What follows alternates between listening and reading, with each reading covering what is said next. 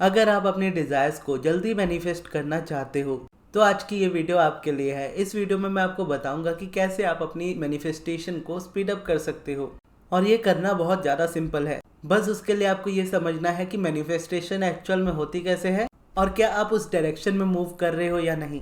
तो इसका आंसर ये है, यानी सबसे पहले क्वेश्चन का आंसर ये है कि मैनिफेस्टेशन कैसे होती है।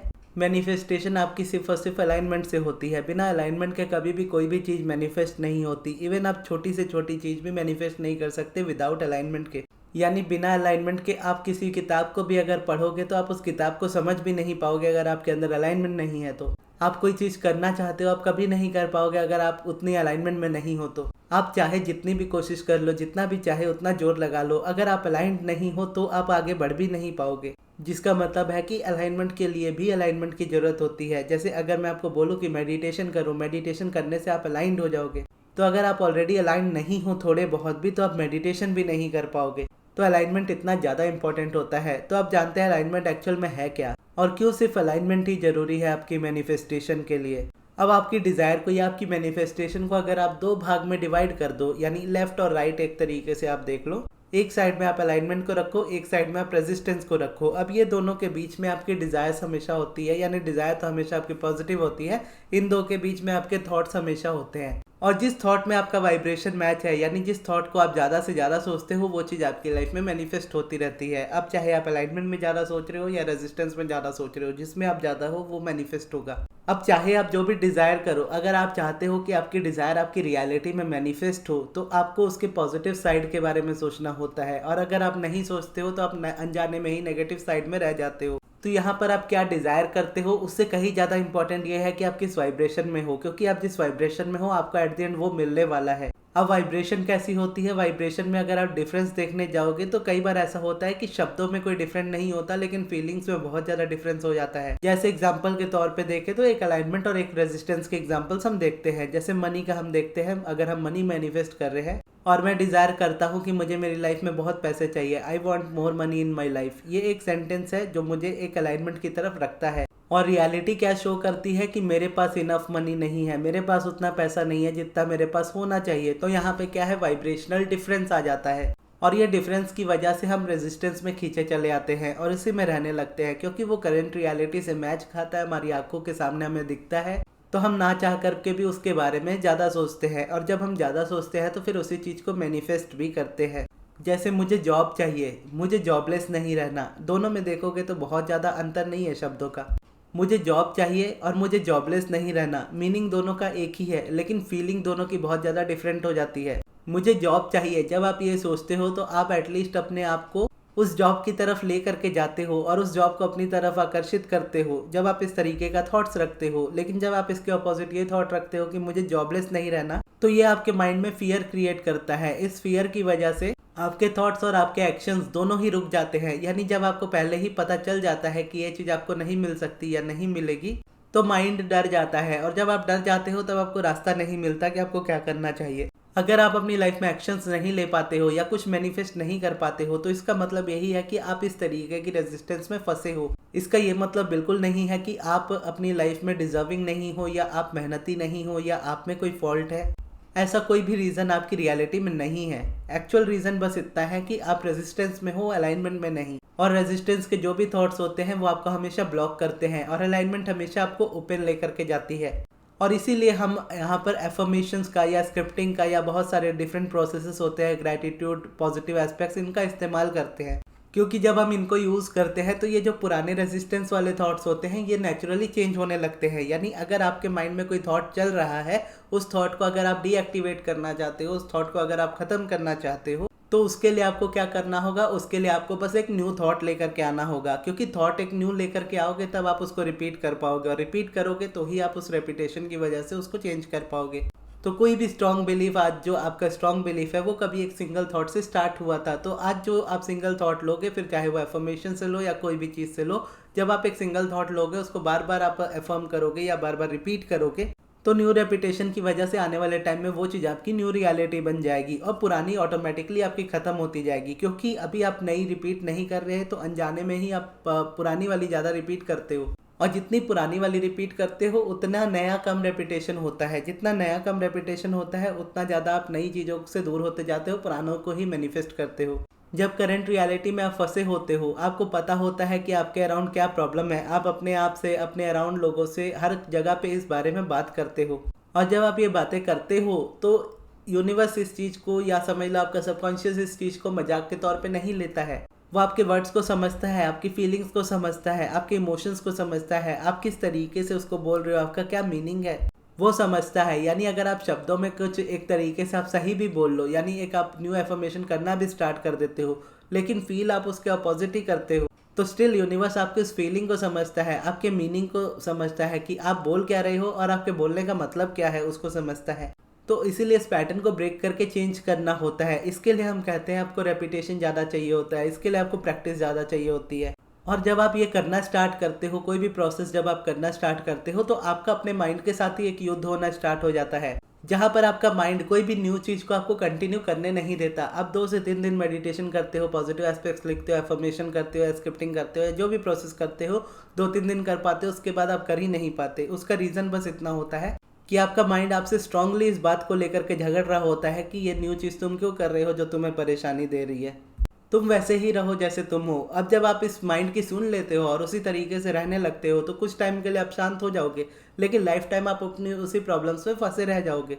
लेकिन जब आप डिसाइड कर लेते हो, एक बार ठान लेते हो कि मुझे इस जगह से निकलना है और मुझे इस तरीके की लाइफ चाहिए, फिर आप जब स्टार्ट करते हो, तो फिर आपका माइंड चाहे आपको जितना कन्विंस करने की कोशिश करे, आप कंसिस्टेंसी मेंटेन रखते हो अपने न्यू प्रोसेस की, और उसकी कंसिस्टेंसी की वजह से आप उसको मैनिफेस्ट कर लेते हो। यानी सिंपल शब्दों में कहा जाए कि अगर आपको कंसिस्टेंट रहना आ जाए, डिसिप्लिन रहना आ जाए, तो आप दुनिया की किसी भी चीज़ को मैनिफेस्ट कर सकते हो। क्योंकि जब आप प्रोसेस करना स्टार्ट करोगे, तो स्टार्टिंग में भले आप उसको कंटिन्यू कर लो, लेकिन स्टिल आप उसको लॉन्ग टर्म तक तभी कंटिन्यू कर पाओगे जब आपके अंदर वो कमिटमेंट होगा। क्योंकि बहुत से दिन ऐसे भी होंगे जब आप अच्छा नहीं फील करोगे उन प्रोसेसेस को करते हुए, और रियलिटी में आपको कोई भी डिफरेंस होता हुआ नजर नहीं आ रहा होगा।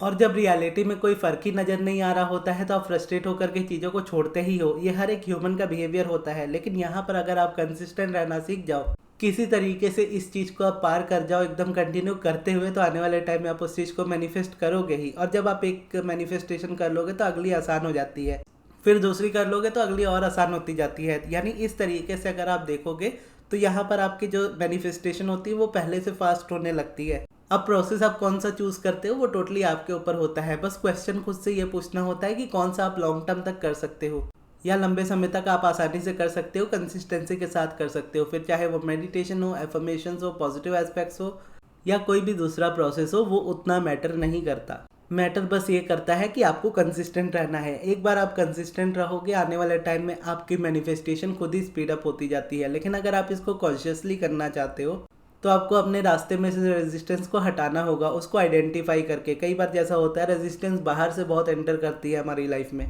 फॉर एग्जाम्पल, आप अपनी लाइफ में कोई चीज़ मैनिफेस्ट कर रहे हो, चाहे वो स्पेसिफिक पर्सन हो, मान लीजिए स्पेसिफिक पर्सन आप मैनिफेस्ट कर रहे हो। अब आप जब उस पर्सन को मैनिफेस्ट कर रहे हो, तो यहाँ से रेजिस्टेंस रिलीज करने का मतलब ये है कि आपको हर उस चीज़ से, हर उस इंसान से, हर उस चैनल से, हर उस किताब से आपको दूर हो जाना है जो आपको ये कहती है कि इस रीज़न से या किसी भी रीज़न से वो चीज़ आपको नहीं मिल सकती, या वो इंसान आपको नहीं मिल सकता। फिर चाहे वो दुनिया के कितने भी पॉपुलर इंसान क्यों ना हो, कितने भी आप समझ लो इंटेलिजेंट इंसान क्यों ना हो, जो भी कह रहा हो, आपको उससे दूर हो जाना है। क्योंकि दुनिया का हर एक इंसान हमारे थॉट्स पे बिलीव नहीं करता, हमारे लॉ ऑफ अट्रैक्शन पे बिलीव नहीं करता। अगर हम करते हैं तो हमारी जिम्मेदारी है इस पे बिलीव करने की, ना कि किसी दूसरे की। तो हम किसी दूसरे से ये एक्सपेक्ट नहीं करते हैं कि वो हमारे ऊपर बिलीव करे या हमारे थॉट्स के ऊपर बिलीव करे। वो अपना बिलीफ अपना पर्सनल रख सकते हैं, हमें अपना अपना पर्सनल रखना है। और कई बार ऐसा होता है कि हम लॉजिकली भी उन चीज़ों को सोचते हैं कि अगर कोई इतना बड़ा इंसान कह रहा है तो ये चीज़ कैसे हो सकती है, ये चीज़ गलत नहीं हो सकती, वो इंसान सच ही कह रहा है। अगर वो इंसान सच भी कह रहा है तो वो उसके जीवन का सच है, ना कि आपके जीवन का सच है। क्योंकि दुनिया के हर एक इंसान के लिए सच भी अलग हो सकता है। तो इसीलिए हमें अपने आप को उन चीज़ों से दूर रखना चाहिए जो हमारी डिज़ायर के अगेंस्ट हो। क्योंकि डिज़ायर भी अगर आप देखो ना, आप कई तरीके से उसको सोचने की कोशिश करो, आप उसको अपने माइंड से निकाल नहीं पाते हो। यानी आप चाहे उसको मैनिफेस्ट करो या ना करो, वो थॉट आपके माइंड में हमेशा रहेगा जिस चीज़ को आप पाना चाहते हो वो चीज़ का। अब जब वो चीज़ आपके माइंड में रहेगी तो आप कंटिन्यूअसली कुछ ना कुछ सोचते ही रहोगे उसके बारे में। अगर आप सोच रहे हो अपने अलाइनमेंट वाले या उसके फेवर में सोच रहे हो, जो आप चाह रहे हो वो आप सोच रहे हो, तो आप उसको मैनिफेस्ट कर सकते हो, उसको अपनी लाइफ में बेटर वे में ला सकते हो। लेकिन अगर आप उस सब्जेक्ट को लेकर के ही नेगेटिव सोचते रहो तो वो चीज़ तो आपकी लाइफ से दूर जाती ही जाएगी, प्लस उस पर्टिकुलर सब्जेक्ट में आपके अराउंड आपकी लाइफ में कभी भी बेटरमेंट नहीं होगी। जैसे यहाँ पे एक रिलेशनशिप या स्पेसिफिक पर्सन के बारे में आप देख लो एग्जांपल के तौर पे, कि अगर आप कोई स्पेसिफिक पर्सन को मैनिफेस्ट करना चाहते हो और उसके लिए आप कोई प्रोसेस चूज करते हो और उसके लिए आप न्यू थॉट्स को चूज करते हो और न्यू थॉट्स में आप रेपिटेशन करना स्टार्ट करते हो, तो आने वाले टाइम में अगर आप इसमें कंसिस्टेंट रहते हो तो वो इंसान आपकी लाइफ में होगा, इसकी गारंटी है। लेकिन अगर आप प्रोसेस बार बार चेंज करते रहते हो, बार बार कोई न्यू तरीका ढूंढते हो, कोई आसान तरीका ढूंढते हो और बार बार उसको प्रैक्टिस करते हो और कुछ दिन बाद फिर छोड़ देते हो या कुछ नहीं करते हो, तो ऐसे में क्या है, अनजाने में ही आप उस सब्जेक्ट को लेकर के नेगेटिव नहीं सोच रहे, लेकिन उस सब्जेक्ट तक आप पहुंच नहीं पा रहे, उस चीज़ को लेकर के आप नेगेटिव सोचने लगोगे और उसकी वजह से आपके अंदर रेजिस्टेंस बढ़ती जाएगी। वो इंसान भी आपसे दूर होता जाएगा, प्लस वो इंसान तो चलो मान लीजिए एक बार को चला गया, आपका स्पेसिफिक पर्सन आपसे काफ़ी दूर चला गया और अब आपको लाइफ में वो नहीं मिल सकता। अगर आप इस वाली सिचुएशन में पहुंच गए हो और अब आपको लगता है कि कोई न्यू पर्सन आपकी लाइफ में आएगा, तो देखोगे तो वो पर्सन भी आपकी लाइफ में न्यू वाला भी नहीं आएगा। अगर आएगा भी तो वो पहले से भी ज़्यादा एक तरीके से आप समझ लो रिलेशनशिप पहले से भी बुरा ब्रेक हो जाएगा। तो आपके पास कोई दूसरा ऑप्शन नहीं होता है उस सब्जेक्ट से रेजिस्टेंस रिलीज करने में। चाहे आपकी डिजायर जो भी हो, आप अपने डिजायर को चूज करके जो मन चाहे वो प्रोसेस चूज करते हो, फिर उसको कंसिस्टेंसी के साथ आप तब तक प्रैक्टिस करते रहते हो जब तक आप उसको चेंज ना कर लो, और जब वो चेंज में रियलिटी में आ जाता है फिर उसको आप स्ट्रॉन्ग बिलीव बनाते हो, तभी आप उसको छोड़ते हो। यानी अगर आप किसी चीज़ के लिए एफर्म कर रहे हो और एफर्मेशन करने से वो चीज़ आपकी लाइफ में रियलिटी बन गई, लेकिन स्टिल मन में कभी डर है कि वो चीज़ कहीं आपसे दूर ना चली जाए, तो स्टिल वो चीज़ मिलने के बाद भी आपको एफर्मेशन करते रहना है तब तक जब तक आपका माइंड इस बात को बिलीव ना कर ले कि अब यही सच है। लॉ ऑफ अट्रैक्शन की सबसे खासियत वाली बात ही यही है कि आपको अपने डिज़ायर पे बिलीव नहीं करना पड़ता उसे मैनिफेस्ट करने के लिए, आपको बस अलाइनमेंट में आना होता है। और अलाइनमेंट का सिंपल मतलब आप समझो कि जैसे अभी आपके थॉट्स नेचुरल है करंट रियलिटी को लेकर के, यानी रियलिटी को आप देखते हो, उसी को आप फील करते हो और वही कंसिस्टेंसी के साथ आपका माइंड रिपीट करता है, तो उसी को आप मैनिफेस्ट करते हो। सेम ऑपोजिट, अगर आपकी रियलिटी में कोई चीज़ नहीं है और उसी चीज़ को आप रिपीट करने लगो जैसा आप चाहते हो उस तरीके से, तो आने वाले टाइम में क्या होगा, वो जो थॉट्स आपने स्टार्ट किए थे प्रैक्टिस करने, आने वाले टाइम में वो थॉट आपके लिए नेचुरल हो जाएंगे।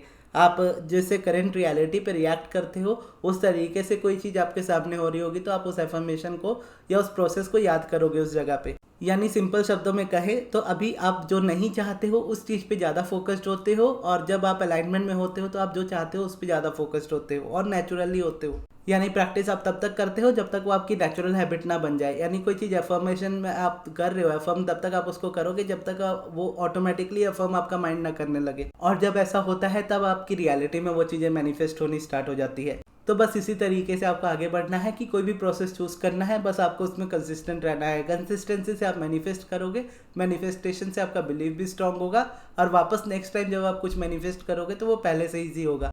और प्रोसेस ज़्यादा चेंज करने की ज़रूरत नहीं है, एक आधी प्रोसेस आप अपनी लाइफ में रखो और उसी को लाइफ टाइम इस्तेमाल करो, वहीं से सारी चीज़ें मैनिफेस्ट हो जाएंगी। अगर आप प्रोसेसेस में बहुत ज़्यादा डिफरेंस क्रिएट करने की कोशिश करोगे तभी वो रेजिस्टेंस क्रिएट करते हैं, कि जैसे एफर्मेशन भी कर रहे हैं, विजुअलाइजेशन भी कर रहे हैं, पॉजिटिव एस्पेक्ट्स भी लिख रहे हैं, मेडिटेशन भी कर रहे हैं, ग्रैटिट्यूड भी कर रहे हैं, अब इतना कुछ करोगे तो फ्रस्ट्रेशन आएगी। जैसे अभी की रूटीन मेरी कैसी है, एक साइड मेडिटेशन, दूसरी साइड एफर्मेशन, बस इसके अलावा कुछ नहीं, और इन दो चीज़ों से ही मैं अपनी लाइफ को पहले से बेटर बना पा रहा हूँ। तो ये थी हमारी आज की वीडियो। आपको ये वीडियो कैसी लगी कमेंट्स में ज़रूर बताइएगा, और इस वीडियो को यहाँ तक देखने के लिए बहुत बहुत धन्यवाद।